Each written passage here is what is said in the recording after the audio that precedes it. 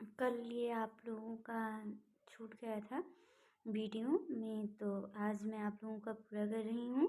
आप लोग first part को देखना मत भूलिएगा। संस्कृतं नाम दैवी वानवाख्यात महर्षिभिः। संस्कृत को महर्षियों ने ईश्वरीय वाणी कहा है। संस्कृत साहित्यं सरसं व्याकरणाञ्च सुनिश्चितं तस्य गद्ये पद्ये च ललितं भावबोधसामर्थ्यम् अद्वितीयं श्रुतिमाधुर्यञ्जनं वर्तते किं बहुना चरित्रनिर्माणार्थं यादृशी संस्कृत वाङ्मयं ददाति न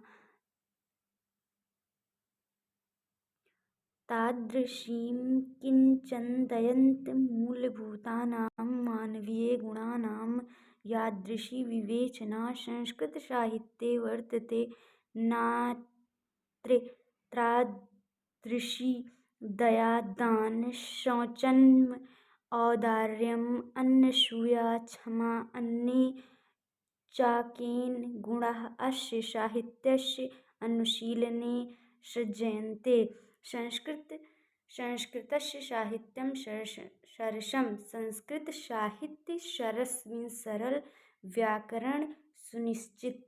संस्कृत का साहित्य बहुत सरल सुनिश्चित किया गया है। संस्कृत व्याकरण बहुत सरल सुनिश्चित किया गया है। तस्य गद्ये पद्ये च, ये आप लोगों को मैं एज अ नोट्स प्रोवाइड करा रही हूँ। संस्कृत का साहित्य सरस मीन्स सरल तथा व्याकरण सुनिश्चित है। इसके गद्य एवं पद्य में लालित्य भाव, अभिव्यक्ति की सामर्थ्य और अनुपम स्थिति माधुर्य है। अधिक क्या कहें, इससे और ज़्यादा क्या कहा जाए कि आप लोगों को अभिव्यक्ति मीन्स बात कहने की क्षमता, किसी भी बात को अभिव्यक्त करना, किसी भी चीज़ को बताना मीन्स अभिव्यक्त करना होता है। इससे ज़्यादा और क्या कहा जा सकता है।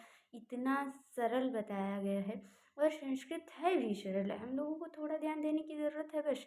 चरित्र निर्माण के जैसे अच्छी प्रेरणा संस्कृत साहित्य देता है वैसा कोई अन्य साहित्य नहीं देता है।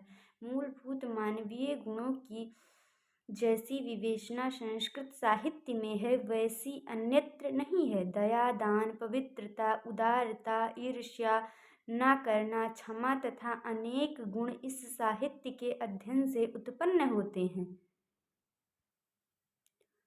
संस्कृत साहित्यस्य आदिकविः वाल्मीकिः कविकुलगुरुः कालिदासः अन्ये च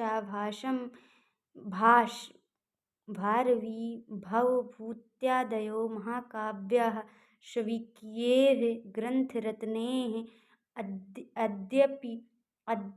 अद्यापि पाठकानां हृदि विराजन्ते। इयं भाषा अस्माभिः मातृसम्माननीया वन्दनीया च यतो भारतमातुः स्वातन्त्र्ये गौरवम् अखण्डत्वं संस्कृतमेकैकञ्च संस्कृतेनैव सुरक्षितुं शक्यन्ते।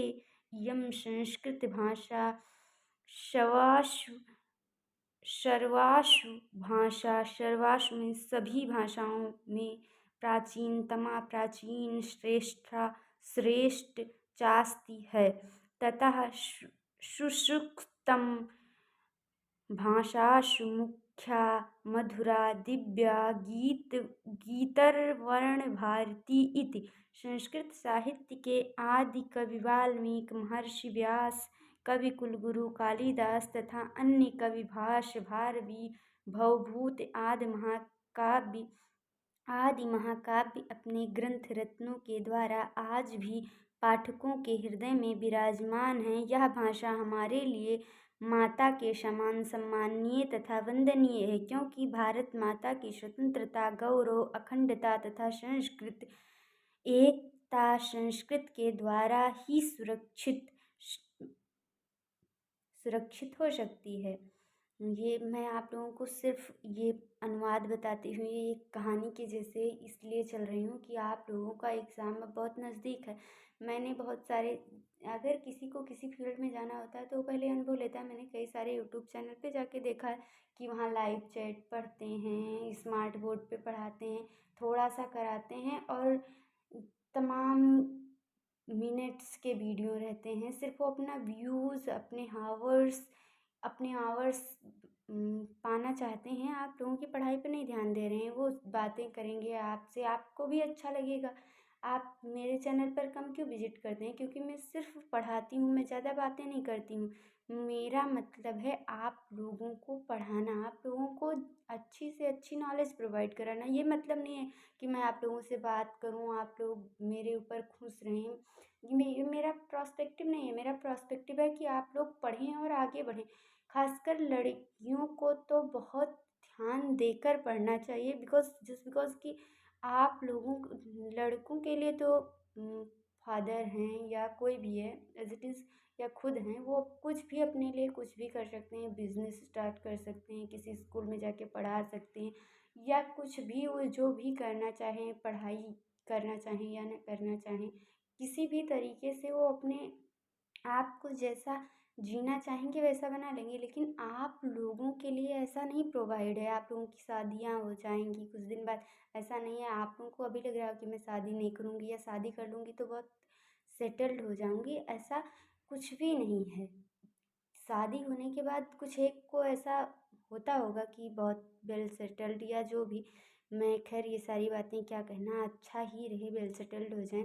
शादी के बाद बहुत सारी प्रॉब्लम, मनी, लाइफ पार्टनर नहीं अच्छा है, बहुत सारी दिक्कतें। लाइफ पार्टनर अच्छा है तो फैमिली मेम्बर्स नहीं अच्छे हैं, फैमिली मेम्बर्स अच्छे हैं तो लाइफ पार्टनर नहीं अच्छा है। सब कुछ अच्छा है तो मनी की प्रॉब्लम है बहुत।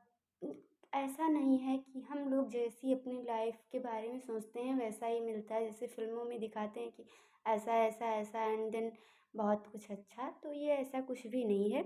मैंने 1 डेढ़ मिनट आप लोगों की समय ऐसे निकाल दिया। बोलती हूँ कि मैं बातें नहीं करती, आगे आप लोगों को मैं पढ़ाती हूँ, आगे चलती हूँ।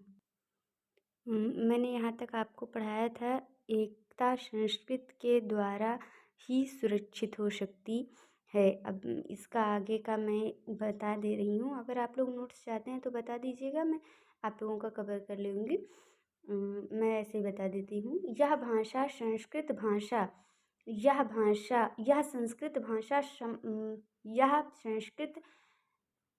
भाषा समस्त भाषाओं में सबसे प्राचीन एवं श्रेष्ठ है। ये यहाँ से है, सर्वेषु भाषासु प्राचीनतमा श्रेष्ठा चास्ति। ये जो मैंने आप लोगों को बताया था।